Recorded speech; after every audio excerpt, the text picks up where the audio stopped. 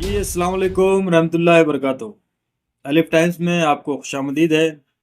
नाजरीन, आज की बड़ी खबर नांदेड़ ही से है। नांदेड़ की सियासत में एक बार फिर बड़ा सियासी तूफान आ गया है। शिवसेना के सीनियर लीडर हेमंत पाटिल ने साबिका वजीर आला अशोक चौहान और मुकामी निज़ाम पर यानी मुकामी इंतजामिया पर संगीन इल्जामात लगाए। हेमंत पाटिल का कहना है कि नांदेड़ में अवामी जमीनों को बड़े पैमाने पर बिल्डर्स और खास लोगों के हवाले किया जा रहा है और गरीब आवाम को सड़कों पर लाया जा रहा है। उन्होंने कहा कि जिला परिषद की पोस्ट ऑफिस ग्राउंड को शॉपिंग कॉम्प्लेक्स में तब्दील कर दिया गया, जहां गरीब लोग सब्जी बेचा करते थे। महात्मा फुले मार्केट के सभी सब्जी फरोशों को हटा दिया गया और वहां सोने और हीरे की बड़ी बड़ी दुकानें बना दी गई। गरीब सब्जी वाले आज सड़क पर आ गए हैं और आम आवाम को चलने तक की जगह नहीं बची है।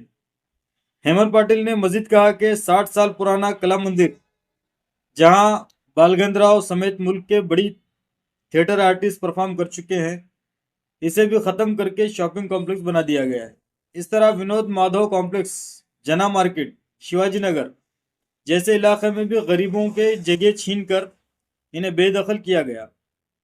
इन्होंने इल्जाम लगाया कि जिला परिषद के हजारों करोड़ रुपए की जमीन मनसूबाबंद तरीके से बिल्डर्स के हवाले की जा रही है। ब्यूटिफिकेशन के नाम पर सिर्फ कागजी कार्रवाई हो रही है। अफसरान को दबाव में लेकर या मैनेज करके मंजूरी ली जा रही और करोड़ों रुपए कमाया जा रहा है।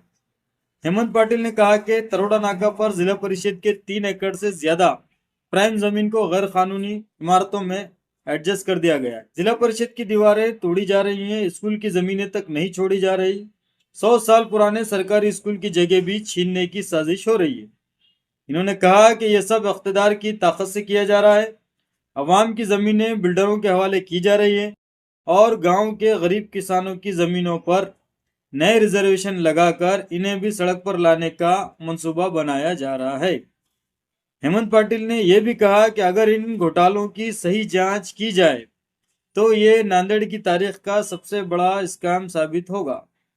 लेकिन जैसे ही जांच की बात होती है, वही लोग इख्तिदार में आकर फाइलें बंद कर देते हैं। यानी अशोक चौहान की तरफ हेमंत पाटिल का इशारा है। इन्होंने कहा कि 72 साल से नांदेड़ की सियासत चौहान खानदान के हाथ में रही है और ये सब कुछ इसी निज़ाम का नतीजा है।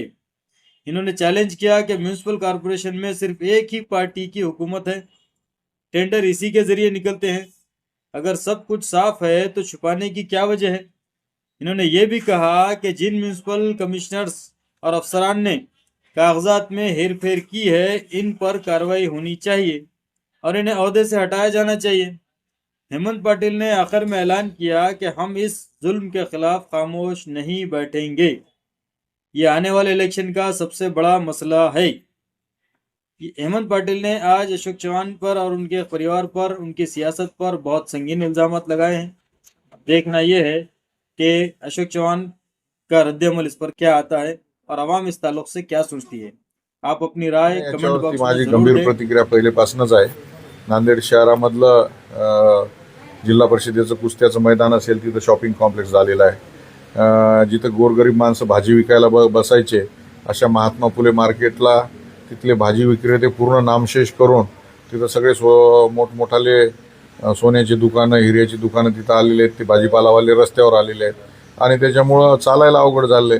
कला मंदिर गेल्या 60 वर्षापासनं मोठे मोठे बालगंधर्वापासनं तर सगळी मोठी नाटक करणारी मंडळी तिथे येऊन गेली, ते संपवून टाकण्यात आलेलं आहे। तरोडेकरांच्या नावाने असलेलं, माजी खासदारांच्या नावाने तिथं शॉपिंग कॉम्प्लेक्स केलं। बिंदू माधव मंगल कार्यालय आता जे आहे, आता यांना जे आहे जनता मार्केट जे गोरगरिबाचं आहे शिवाजीनगरचं, ते पूर्णपणे बीओटीवर काढून त्याच्यातनं 500-600 कोटी रुपये त्याच्यातनं कमवायचे आहेत।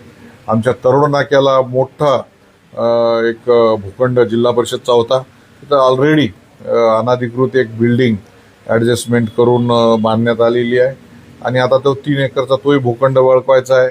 जिल्हा परिषदची जी इमारत आहे ती बीओटीवर द्यायची आहे।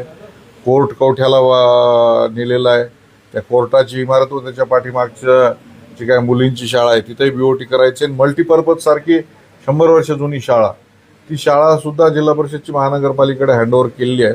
तर सत्तेच्या माध्यमातून या जागा ज्या आहेत ह्या आपल्या ताब्यात असलेल्या स्थानिक स्वराज्य संस्थांच्या ताब्यामध्ये घ्यायच्या आणि बीओटीवर करून कागदात बसून जे काही आयुक्त असतील त्यांना सगळ्यांना मॅनेज करून मोठ्या प्रमाणामध्ये पैसा कमवायचा हे सूत्र या लोकांचं आहे. आणि दुर्दैवानं नांदेडकर जनतेला कधी या संदर्भामध्ये जाग येईल मला माहीत नाही, परंतु गेल्या अनेक वर्षापासून या संदर्भामध्ये आम्ही लढत आहोत. नांदेडमधल्या सार्वजनिक वापराच्या जागा लोकांना विकायच्या आणि आजूबाजूच्या खेड्यातल्या लोकांवर परत आरक्षण टाकायचे, परत त्यांच्या जमिनी घ्यायच्या. आता कवठा परिसरातली आसर्जन आसदवन जवळपास 40 एकर जमीन गोरगरिबांची मातीमोल भावाने घेतली, आता तिथं कोर्ट उभं केलं. आता इथं जे कोर्ट आहे हे एकदम प्राईम आहे, तर त्यातनं शेकडो कोटी रुपये कमवायचे. हा जर घोटाळा खरंच चौकशी केली तर हा फार मोठा घोटाळा आहे. परंतु नेमकी चौकशी लागली की सत्तेमध्ये येऊन बसायचं हे इथलं राजकारण्यांचं सूत्र आहे. आणि त्यामुळं आता ते देवच जाणेल किंवा हे कधी चौकशा होतील आणि कधी सत्य बाहेर येईल. परंतु जनतेचं जे कोर्ट आहे ते कोर्ट सगळ्यात मोठं आहे. या कोर्टामध्ये आम्ही जाऊ आणि जनतेच्या समोर आणून देऊ. अशा पद्धतीनं नांदेड जिल्ह्यातल्या सगळ्या सार्वजनिक हिताच्या जागा काही माहेश्वरी आणि कोणतरी बिल्डर येतात आणि अशा पद्धतीने ते जागा घेतात, शेकडो कोटी रुपये कमवतात. भाजीपालेवाले असतील, हॉकर्स असतील, रस्त्यावर काम करणारे लोक असतील, हे पहिलेपासून विस्थापित गरीब आहेत आणि या गरिबांना रस्त्यावरच परत आपण सोडताय. ही पद्धत अत्यंत वाईट आहे. या संदर्भामध्ये कधीच आम्ही शांत बसणार नाही. येत्या निवडणुकीमध्ये हा प्रश्न आहेच, परंतु रस्त्यावर उतरून याच्या संदर्भामध्ये लढा दिला जातो. नाही, याच्यात सूत्र माहिती आहेत ना. या नांदेड जिल्ह्याचं राजकारण जे आहे ते गेल्या 72 वर्षापासून माननीय चव्हाण परिवाराकडेच आहेत आणि तेच करते धरते. त्याच्यात काय भिण्याचं किंवा लाजण्याचं किंवा समजून सांगण्याचं काय हातच्या काकणाला आरसा कशाला आहे. या महानगरपालिकेतल्या जागा ज्या आहेत कोणी टेंडर काढायची, ते काय टेंडर ज्याच्या नगरपालिकेत एकच नगरसेवक आहे तो थोडी काढू शकतो. ज्याची सत्ता आहे तोच टेंडर काढतो ना. भाऊ, येणाऱ्या अधिवेशनात हा प्रश्न उचलला जातो. येणाऱ्या अधिवेशनामध्ये निश्चित हा प्रश्न उचलला जाईल. ज्या महानगरपालिका आयुक्तांनी याच्यामध्ये कागदांमध्ये खाडाखोड केलेली आहे, नियम अटींचं पालन केलेलं नाही, निश्चित त्या आयुक्तांची चौकशी लावण्यात येईल, त्यांना घरी पाठवण्यात येईल. 2 दिवसापूर्वी उद्धव ठाकरे यांचा दौरा झाला नाही, काय वाटतं? कधी आलो? 2 दिवसापूर्वी. नाही, माफ करा, मला याच्या संदर्भात कल्पना नाही, मी त्यावेळेस नव्हतो.